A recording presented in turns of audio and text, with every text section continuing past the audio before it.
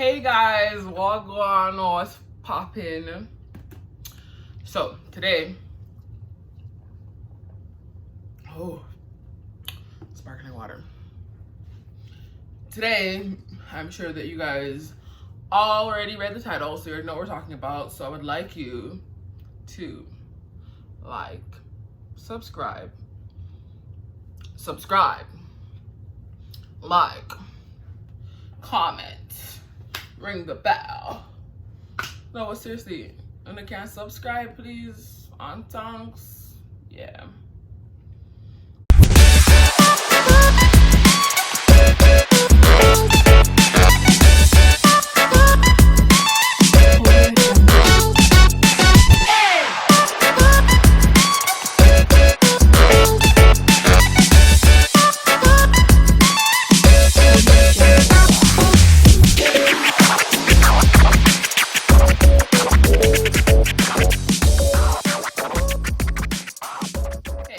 I'm gonna give you guys a few tips on what I did before I started my business. Yeah.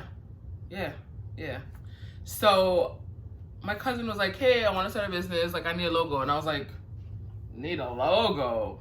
I was like, there's so much more steps you need to get done before you reach the logo stage.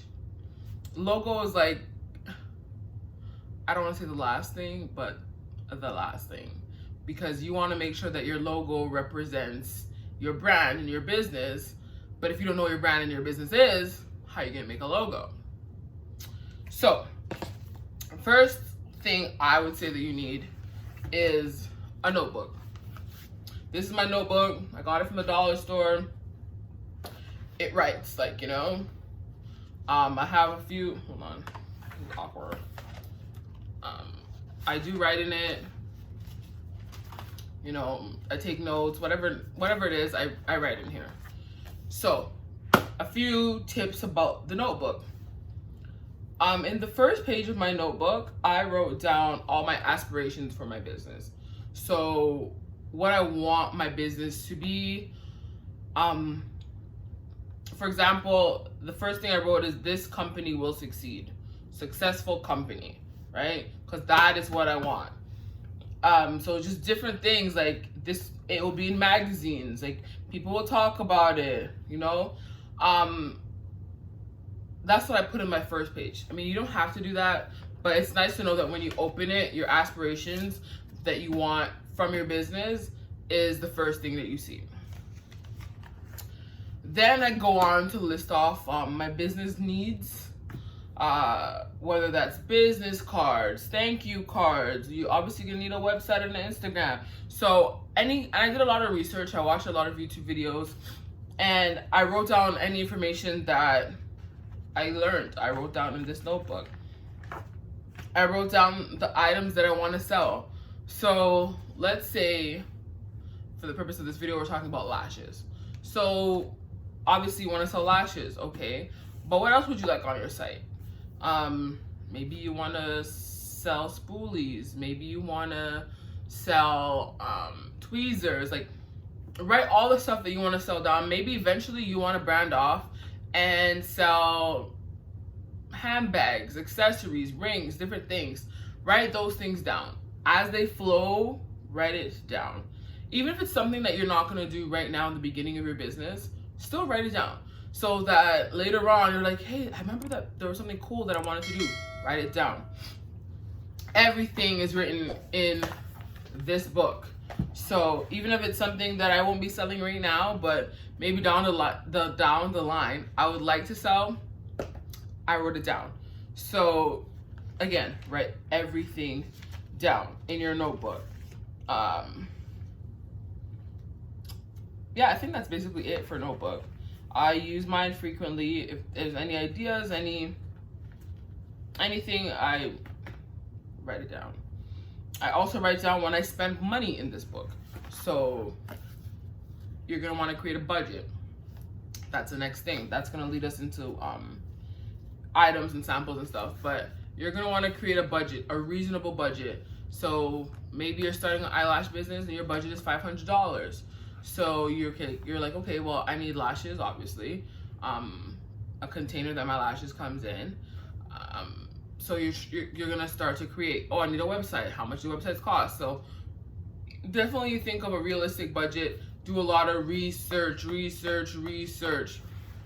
I went on YouTube, I went on Google, and I was there for weeks on weeks searching, trying to find things. Next, once you know the item you want, you also want samples, and you need to find vendors. So that brings us back into the searching. So you want to search for vendors. Two sites that I know are frequent for vendors is Alibaba, which is a big site. I use Alibaba, and AliExpress for vendors. But you can also use YouTube. You can also use YouTube, watch people's videos, and sometimes they'll tell you about their vendors.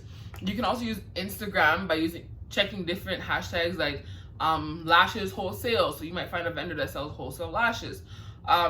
There's so many different options. So definitely figure out which one's the best options. I also suggest getting samples from vendors. So let's say, oh, that's cool. Let's say this is your lash.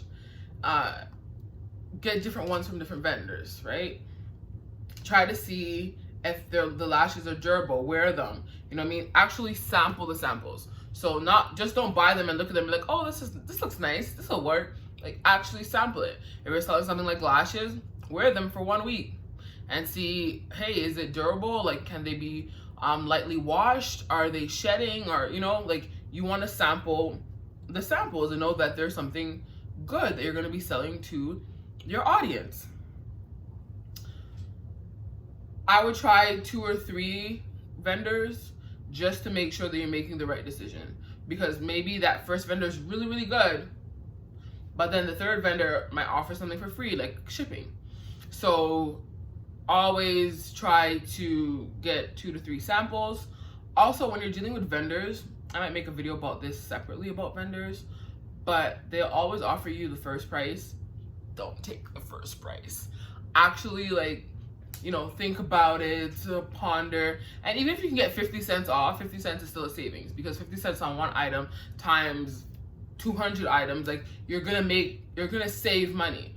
So even if you can get something off, anything off is still better than nothing. Even if you can get free shipping, something. Try to negotiate. They're usually used to negotiation, so they're usually going to budge a little bit. So now you have your notebook with your ideas. You're already decided what items you want to sell, and you're already looking towards them, waiting for your samples and stuff. And samples will take a while, sometimes 1 week, 2 weeks to get to you. So in that 1 to 2 week frame where you're waiting for your samples to come in, now we're on to a name and the audience target, the audience that you're targeting. So create a name. You want a popular name, and a popular name that's gonna last over the years. So you don't want something that is trendy now. You want a name that's gonna last over the years, and people are gonna be like, wow, like, I really enjoy that. Something that's memorable. It could be an acronym. It could be anything you want it to be. It's your business, but try to make it memorable.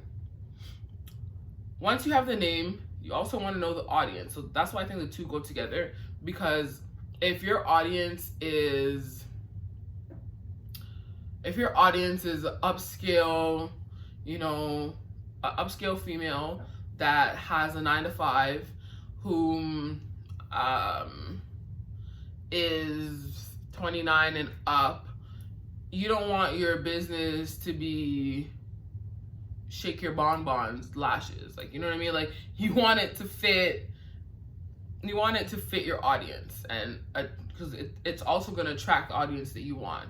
So your name and your audience go 2 and 2, because you want your name to attract the audience that you want.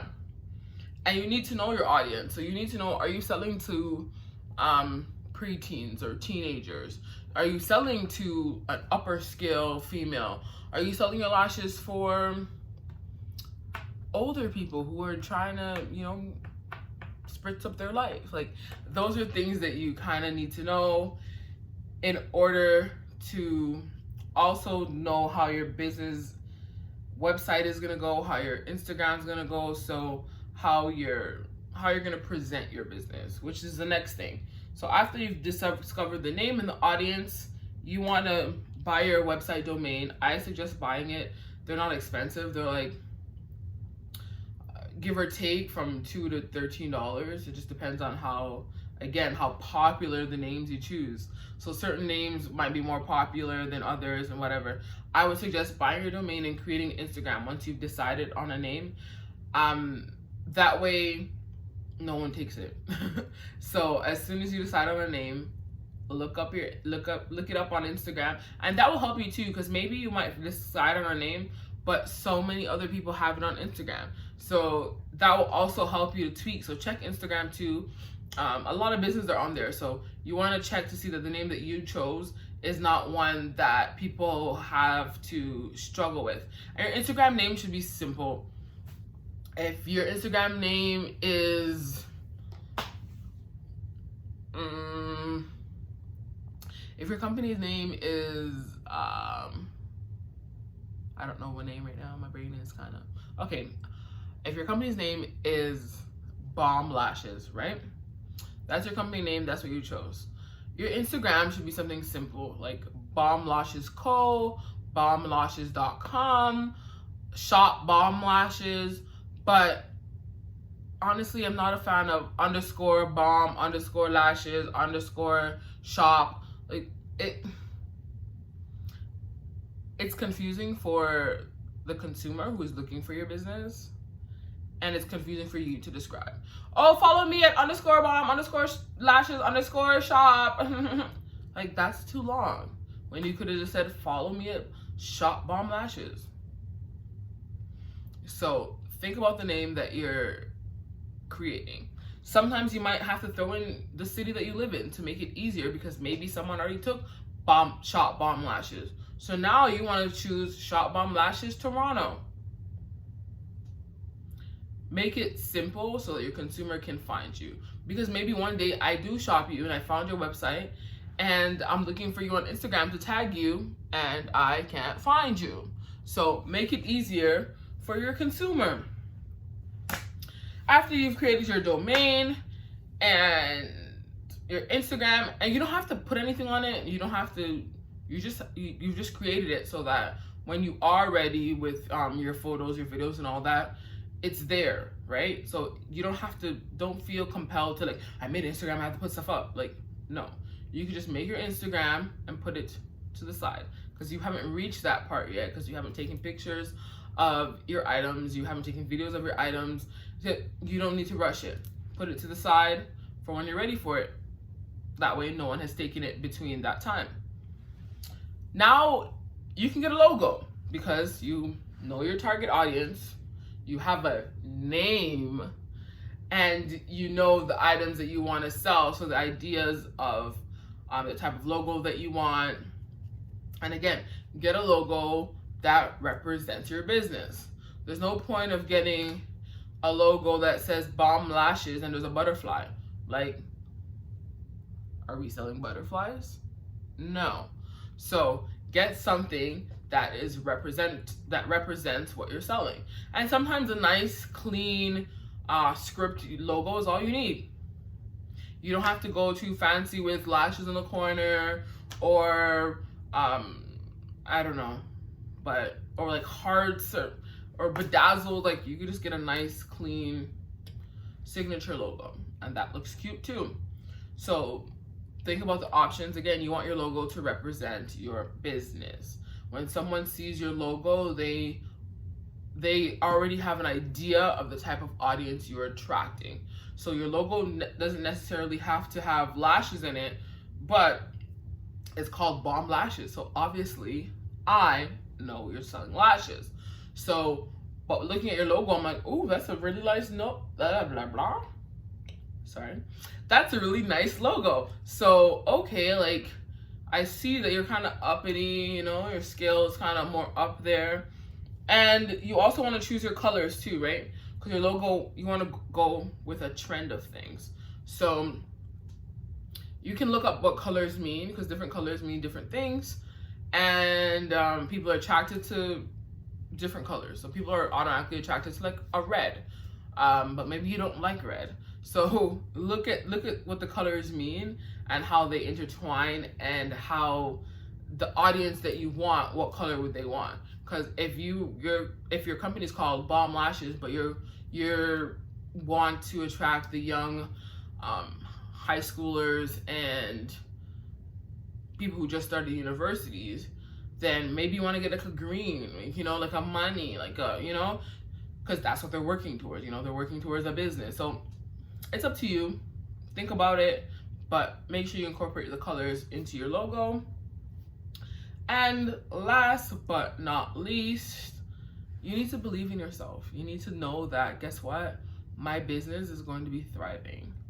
And I might not know what I'm doing now, but I know that I want to do this.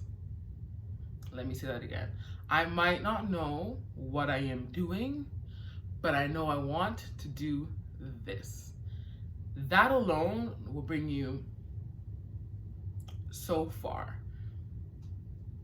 And there's times where you might think of something and you might tell a friend, and maybe I'll make a video about this, and your friend might be like, hey, and no, that sounds like a bad idea. If you feel like it's a good idea and you're investing your own money, do it. Because if you believe in it, I'm sure that there's a lot of companies that started off and their friends were like, yeah, waste your money.